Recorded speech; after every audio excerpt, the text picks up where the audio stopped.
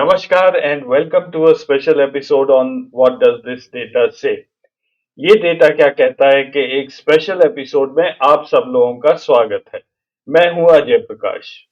The reason this is a special episode is that yesterday the budget was announced by the finance minister and there's something very important that I thought that I should get across to you as early as possible. I may also be speaking in Hindi in this episode intermittently so that the message may go across to a wider audience. By the end of this episode, you will be getting a ready reckoner graph which you can use to get a broad estimate of how much tax you will be able to save in the next financial year.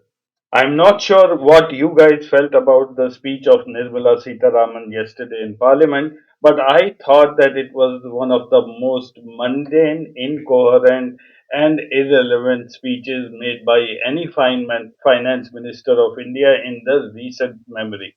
And I'm not really sure how much of the budget she understood herself that was being presented by her to the nation. I am not going to show you any information that you would have already seen in the media, in the press, or in your own WhatsApp groups. And I'm only going to talk about the personal income tax rebate that Nirmala Sitharaman announced yesterday towards the end of her speech. The story that the Modi government has been peddling since yesterday is that due to this tax rebate, the millions or crores and crores of middle class of this country is going to vastly benefit.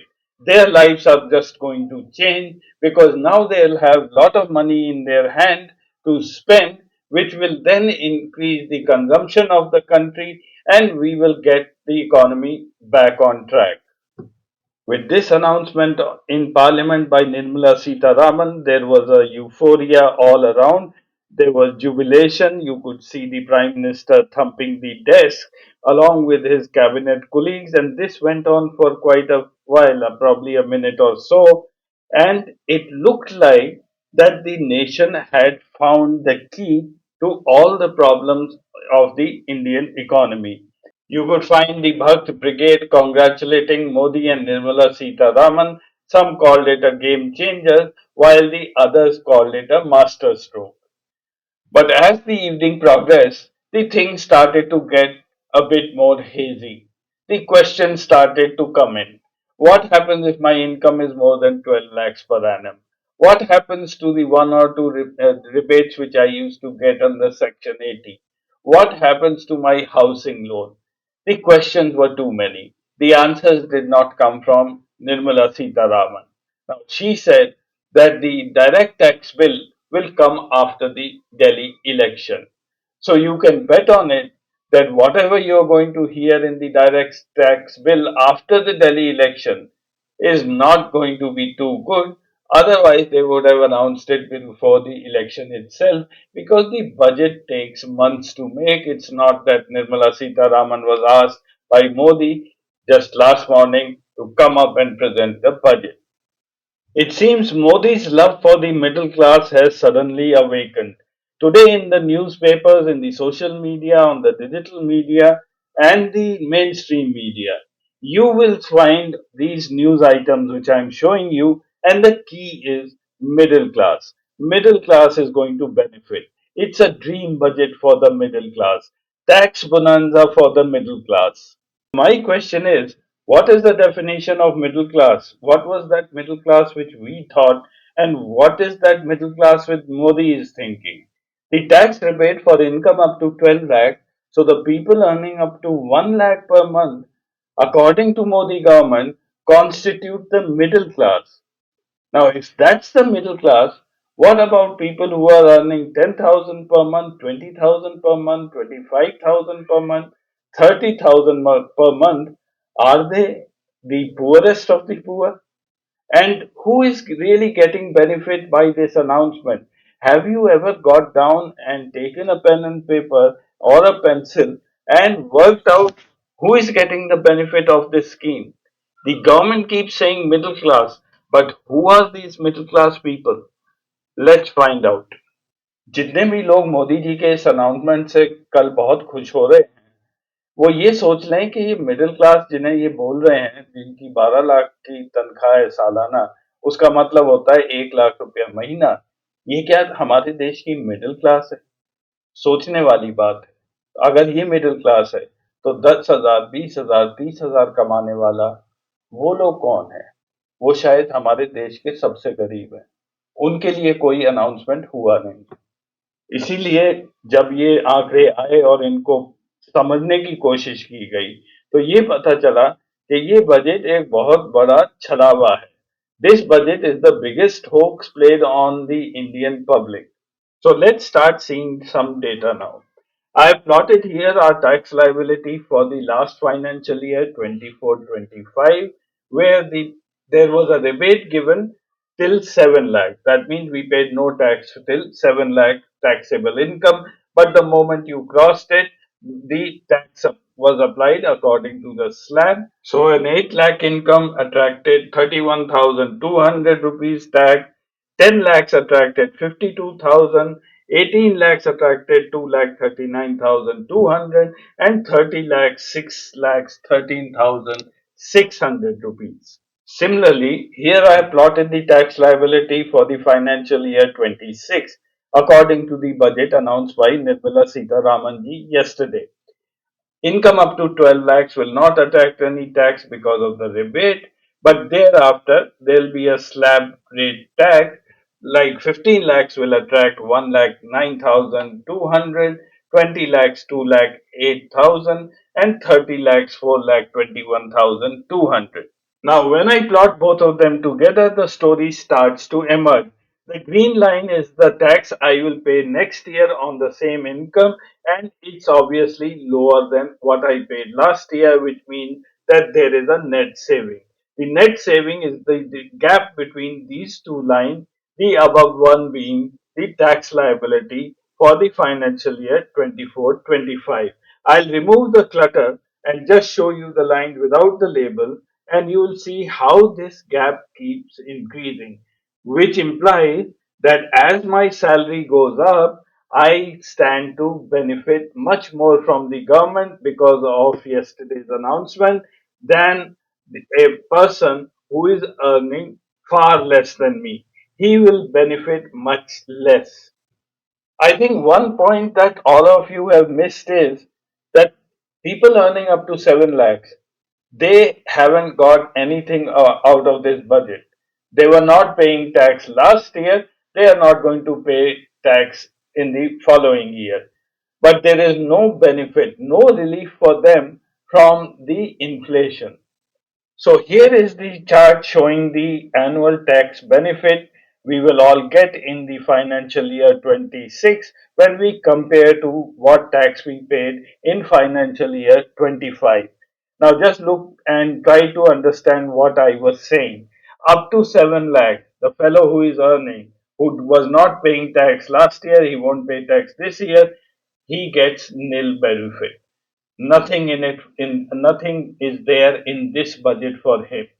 He's going to remain affected by the inflation, the high prices, the high food inflation, etc.